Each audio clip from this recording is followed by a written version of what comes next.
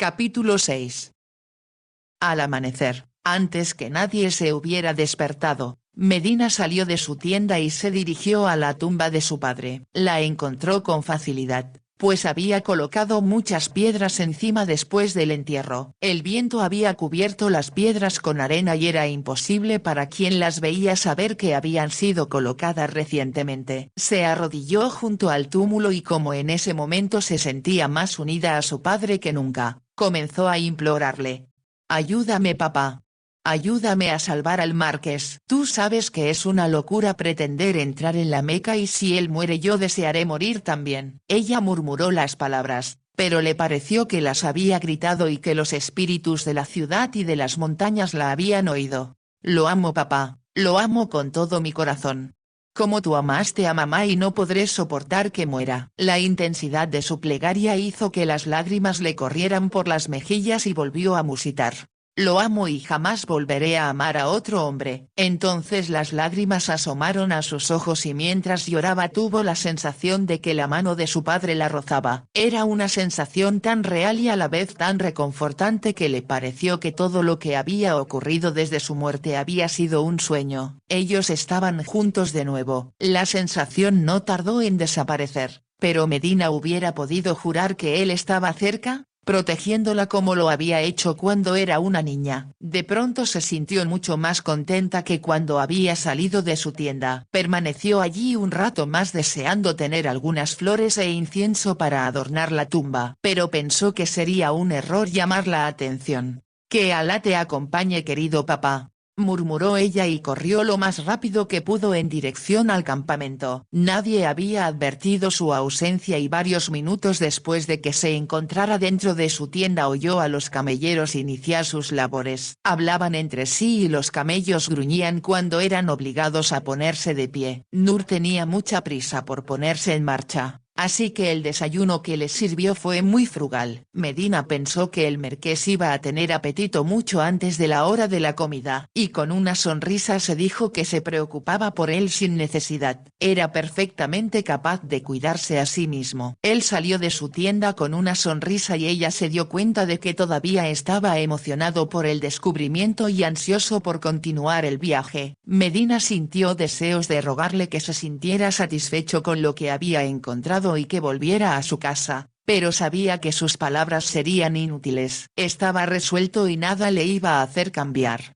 Quizás ni la propia reina de Saba lo hubiera podido convencer. Subieron a sus dromedarios y se pusieron en marcha. Todavía no hacía mucho calor. A lo lejos se veían las montañas que se encontraban al norte de Saba y Medina sabía que una vez allí la temperatura sería soportable. Todavía cabalgaron durante otra hora antes de alcanzarlas. Había un desfiladero que conducía hasta Sadá en la ruta a la Meca. Como resultaba más fácil avanzar en fila india, Medina se puso a la cabeza para ir señalando el camino. Miró hacia atrás y vio que el marqués iba justo detrás de ella. Entonces, en la cumbre de las montañas y hacia su derecha vio humo y oyó el sonido de un mosquete. Por un momento Medina no se dio cuenta de lo que estaba pasando. Se produjo una segunda explosión y el camello en el cual montaba se desplomó. Ella cayó hacia adelante y ya no supo nada más. Al darse cuenta de que estaban siendo atacados, el marqués detuvo su cabalgadura y vio que los camelleros habían sacado sus rifles. Un momento más tarde todos estaban disparando a los asaltantes. Pensó que él debería hacerlo también, pero en ese momento lo que más le preocupaba era Ali. Corrió hacia él y advirtió que el dromedario estaba muerto. Ali estaba tumbado delante de este, con los brazos estirados como si hubiera intentado salvarse. Cogió al supuesto muchacho en sus brazos y miró a su alrededor. Sabía que ellos eran un blanco fácil para quienes les disparaban desde arriba. Al otro lado, debajo de los asaltantes, había lo que parecía ser una cueva. Mientras los disparos continuaban, llevó al muchacho hasta aquel lugar. Efectivamente era una cueva y el marqués entró con Ali en brazos. Dejó su carga con delicadeza sobre la arena y al hacerlo descubrió que las gafas de Ali se habían roto con la caída y que el paño que siempre llevaba en la cabeza se había caído también. Tenía los ojos cerrados y por un momento pensó que había sido alcanzado por la primera bala y que estaba muerto. Apartó el albornoz de Ali para sentirle el corazón y con impaciencia le desabrochó los botones de la camisa y metió la mano. Al hacerlo, su mano sintió algo cálido, suave y redondo y se puso tenso por la sorpresa. Como si no pudiera creer lo que había rozado. Abrió la camisa aún más y vio no solo los senos de una mujer joven sino también su piel. Esta era de una blancura radiante en comparación con la oscuridad de la cueva y por un momento no pudo dar crédito a lo que estaba viendo. Nada más comprobar que el corazón de Medina latía, oyó que alguien subía por las rocas y rápidamente le cerró la camisa. ¿Está herido?, preguntó Nur con ansiedad. No, respondió el marqués. Solo inconsciente a causa del golpe. Ya ha terminado el tiroteo. Los ladrones han huido. ¿Ladrones?, preguntó el marqués pensando en los tesoros que habían encontrado la noche anterior. Los beduinos de las montañas atacan a las caravanas que van a la Meca y se llevan lo que pueden, pero esta vez los hemos asustado. Eso espero, respondió el marqués. Miró a Medina y tomó una resolución. ¿En dónde se encuentra el pueblo más cercano?, preguntó. A 3 kilómetros, su señoría. Es un lugar pequeño pero descansaremos allí. Adelante, se le ordenó el marqués, y busque una casa donde nos podamos hospedar hasta que Ali esté bien. Pague lo que sea necesario para que nos la dejen a nosotros solos. ¿Me entiende? Entiendo, su señoría. El marqués esperó hasta que Nur se alejó y entonces con suma delicadeza le abrochó la camisa. También le colocó el paño de la cabeza y al hacerlo notó que su pelo no tenía el color oscuro del de los árabes. ¿Por qué no me habrá dicho que es una mujer?, se preguntó mientras la llevaba en brazos hacia su dromedario. Mientras lo hacía observó que la montura y todo lo demás había sido retirado del dromedario de Medina. Una vez más se pusieron en marcha. El marqués llevaba a la joven en sus brazos. Yacía inconsciente por el golpe. Él era consciente de que quizá tenía una fuerte contusión. Mientras estuviera en aquellas condiciones era importante que pudieran encontrarse en un lugar más civilizado que una tienda en medio del desierto. Se vio obligado a avanzar con lentitud y permaneció cerca de los demás camelleros por si aparecían otros asaltantes. Tardaron casi 2 horas en llegar al pueblo situado en medio de lo que parecía ser un desierto muy árido. Cuando entraron, Nur los estaba esperando para llevar al marqués a una pequeña casa. Tenía las paredes blancas y el techo plano característico de todas las casas del pueblo y parecía estar en buenas condiciones. Cuando el marqués entró pudo ver que aunque amueblada con parquedad la casa estaba limpia. La casa pertenece al almuecín, señor, explicó Nur. Él es un buen hombre aunque muy pobre. Cuando le he ofrecido dinero él me ha dicho que se iría a dormir a la mezquita. Me parece bien, contestó el marqués. Con Medina en los brazos observó que además de la salita había una pequeña habitación. Esta tenía solamente una cama típica de la región hecha con 4 tablas y 4 patas y el centro ocupado por una red tejida con sogas. Sin duda Nur la podría poner cómoda con la colchoneta que ellos tenían, pero mientras tanto dejó a Medina en la alfombra de la sala. Sin que nadie se lo dijera, Nur supo lo que debía hacer. Cuando Nur salió a buscar algunas cosas de los camellos, el marqués miró a Medina y se preguntó cómo podía haber estado tan ciego. Sin sus gafas parecía muy joven y frágil y a la vez, sin lugar a dudas, una mujer. El marqués pensó en lo mucho que Rupert se iba a reír de él por haberse dejado engañar. Con su reputación de estar siempre rodeado de mujeres hermosas parecía extraordinario que pudiera haber pensado que Ali era un hombre. Ahora observó que había algo muy femenino en su ser, no solo en sus delicadas facciones que tenían algo de griegas, sino también en los largos dedos de sus manos y la elegancia de sus pies. Aquella sería una de las mejores historias que jamás se hubieran contado en el club, pensó él. Se iban a morir de risa cuando supieran que el marqués de Angleston, con su reputación de Don Juan, no había podido descubrir el disfraz de un jovencito árabe. ¿Quién será ella?, se preguntó. Aquello era algo que pensaba averiguar lo antes posible. Nur llevó la colchoneta que Medina había utilizado en su tienda así como una almohada. El marqués levantó a Medina del suelo y la llevó al dormitorio. Allí le quitó el paño de la cabeza y sus cabellos cayeron a ambos lados de la cara. Sabía que Nur le estaba mirando. Supongo que no hay ningún médico en este lugar, dijo el aristócrata. Yo cuidaré de la joven ama, repuso Nur. Supongo que es algo que usted ya ha hecho en más de una ocasión, observó el marqués. Durante muchos años, sin pedir permiso, se acercó a Medina, le tomó el pulso y le puso la mano sobre la frente. Duerme, dijo él. Buscaré hierbas para ayudar a la amita. Al marqués se le ocurrió que él podría darle algo peligroso. Sabía que en Saba se cultivaban algunos estimulantes que los ricos masticaban para tener más energías. No obstante, estuvo seguro de que Nur no haría daño a Medina, y como si le leyera los pensamientos, el hombre le dijo: con la ayuda de Alá todo saldrá bien. El marqués pensó decirle que Alá debía haber evitado que se cayera del dromedario, pero entonces se dijo que en realidad era un milagro que nadie hubiera resultado muerto. Caminando en fila india por aquel paso habrían sido un blanco muy fácil para cualquiera. Él debería estar de rodillas dando gracias porque todos habían quedado con vida. Instantes después el marqués dijo a Nur: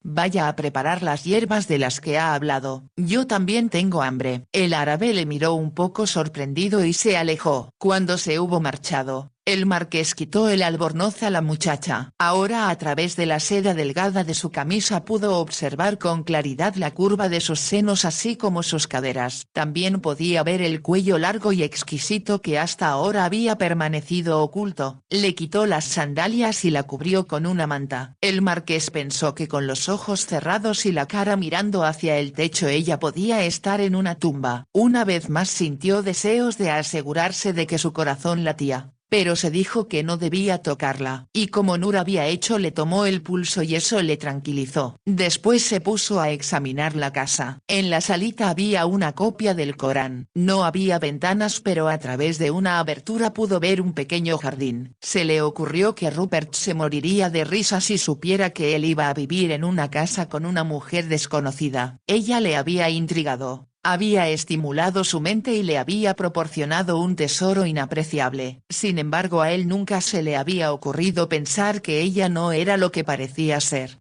Debo de estar haciéndome viejo, se dijo el marqués, pues al parecer ya no soy capaz de percibir las vibraciones de una mujer. La verdad era que Ali había sido muy inteligente para engañarle de esa forma. Aquello era una muestra más de su ágil mente que tanto había impresionado al marqués desde un principio. Había 1000 preguntas que quería hacerle y sabía que no descansaría hasta que no conociera todas las respuestas. Si Ali no era el hijo de un jeque y ni siquiera era árabe, ¿cómo era posible que una chica inglesa supiera tanto acerca de Arabia? ¿Cómo era posible que ella le hubiera podido engañar no solo a él sino también a los camelleros que obedecían sus órdenes? Ella tampoco había despertado sospechas en ninguna de las personas con las cuales se habían encontrado durante el viaje. El único que conocía la verdad era Nur y el marqués pensó que en él estaba la clave. Decidió interrogar a Nur a la primera oportunidad que tuviera. Sin embargo, había muchas otras cosas que hacer antes. Vio que la caravana había acampado en un arenal cerca del jardín del Almuesín. El marqués caminó hasta la mezquita para encontrarse con su anfitrión y darle las gracias por dejarles utilizar su casa. Sabía que Nur le había sobornado para que se mostrara tan generoso, pero cuando vio el interior de la mezquita se dio cuenta de que el dinero hacía mucha falta. En las calles se vendían frutas y verduras y observó que todos le miraban con emoción, ya que en aquel lugar los visitantes eran raros y se suponía que los dueños de las caravanas eran muy ricos. Sin duda Nur compraría los mejores alimentos disponibles, pero no pudo resistir la tentación de adquirir incienso y mirra que eran ofrecidos en sacos sobre las piedras de las calles. También había una buena variedad de especias y él pensó que podrían interesarle a Medina cuando las viera. Cuando volvió a la casita, ella continuaba exactamente en la misma posición en que la había dejado. Él no se movió de allí hasta que Nur anunció que la comida estaba lista. Todo estaba excelente y cuando terminó de comer el marqués dijo: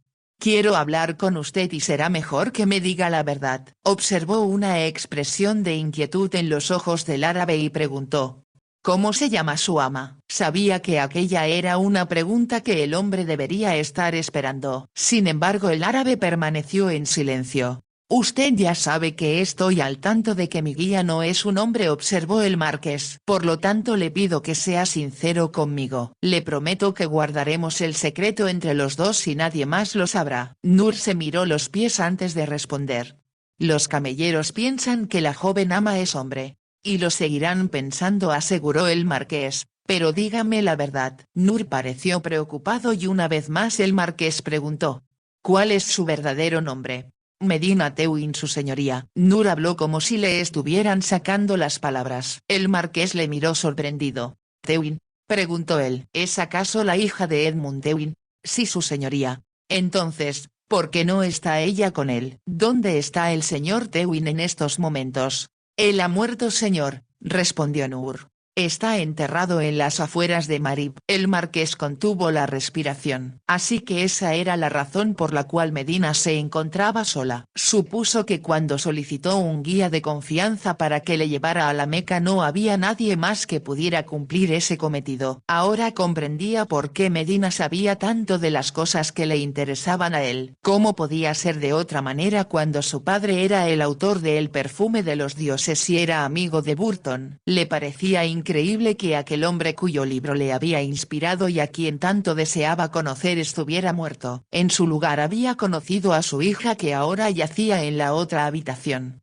¿Cuándo ha muerto el profesor Teuin?, preguntó el marqués. El árabe le dijo la fecha y entonces recordó que había sido justo antes de que él llegara a Cana. Ahora podía comprender por qué en algunos momentos el muchacho árabe que era su guía había parecido triste. Al principio, pensó que era debido a algo que él había dicho o hecho, pues sabía que algunos árabes eran muy sensibles y se molestaban fácilmente, sobre todo con los extranjeros. Pero después llegó a la conclusión de que él no era la causa sino más bien algún problema interno que le estaba torturando. Ahora comprendía que Medina añoraba a su padre. El marqués sabía que muchas personas sufrían mucho más después que en el mismo momento de producirse una muerte. En algunas ocasiones las vibraciones que él había sentido emanando de Medina eran las de una intensa agonía interna. Se había dicho que era su imaginación, que estaba siendo influenciado por el país, por su extraña espiritualidad y por su belleza, que le llegaba al corazón. Deseaba que Medina hubiera podido confiar en él cuando sufría para haberla podido ayudar. Comprendió que aquello era imposible porque si ella le hubiera revelado que era una mujer la relación entre ambos habría sido muy diferente. Él sabía muy bien la forma en que la mayoría de los hombres y las mujeres hubieran actuado en un lugar desierto, un lugar en el que la llamada civilización occidental no existía. Pensó que había sido muy diferente estar con Medina a estar con mujeres como Hester, con las cuales se había divertido en Inglaterra. Tenía que reconocer que aunque como hombre ella le había podido confundir con su inteligencia, como mujer era completamente pura e inocente. Las pocas cosas que él le había dicho de hombre a hombre de forma casual, ella no las había entendido. Ahora sabía por qué. El marqués, a quien siempre le había gustado lo desconocido, de pronto se encontraba en una posición que jamás había imaginado ni en sus sueños más fantásticos. Sin embargo, no estaba muy seguro de lo que podía hacer al respecto. Para entonces ya estaba oscureciendo y le preguntó a Nur si había algo que pudieran hacer por Medina. Ella está en manos de Alá, respondió Nur. Cuando despierte todavía no se sentirá bien, sin embargo estará mejor. Quiero creer que usted sabe de lo que está hablando, señaló el marqués. Supongo que como usted dice, solo podemos confiar en Alá. Alá es bueno, dijo Nur en árabe. El marqués sabía que no había nada más que decir. El aristócrata pidió que sacaran su colchoneta de la pequeña habitación y que la pusieran en la salita. Lo único que lo separaba de Medina era una cortina muy ligera, así que si ella se movía por la noche, él la sentiría. Yo me quedaré con mi ama, se había ofrecido Nur, pero el marqués negó con la cabeza. Duerma en la azotea, ordenó. Yo le llamaré si ella se despierta. Pensó que Nur hubiera querido protestar pero que tenía demasiado miedo para hacerlo. El hombre subió a la azotea y el marqués se tendió sobre su improvisado lecho situado cerca de una ventana abierta. Tardó mucho en dormirse. No podía dejar de pensar en Medina. Se dijo que el nombre no podía ser más apropiado para ella. Quería saber por qué se lo habían puesto. así como muchas otras cosas acerca de ella. Justo antes de quedarse dormido se dio cuenta de que desde el accidente de Medina no se había acordado de la estatua que había encontrado en Marib. Imaginaba que a su vuelta a Inglaterra aquella iba a interesar mucho a los arqueólogos. El marqués se encontraba profundamente dormido cuando una voz le despertó. Sabía que era Medina. Se levantó y entró en la habitación de ella donde había dejado una vela encendida. Ella movía la cabeza de un lado a otro sobre la almohada y había apartado a un lado la manta porque tenía calor. Nur había dejado zumo de fruta con hierbas sobre una mesita situada en un rincón de la habitación. El marqués vertió un poco en un vaso y acercándose a la cama se arrodilló junto a ella. Le puso el brazo por detrás de los hombros, la incorporó con cuidado y le acercó el vaso a los labios. Por un momento la muchacha trató de apartarse. Él le dijo con suavidad: «¿Tienes sed, beba?» Medina no estaba consciente, pero la autoridad de su voz pareció llegarle porque bebió unos sorbos antes de que él retirara el vaso. Y cuando él iba a quitar el brazo de detrás de sus hombros, ella se volvió hacia él y dijo con voz muy débil: «Ayúdame papá. Ayúdame. Si él va a la Meca morirá y yo querré morir también». Su voz tembló cuando añadió: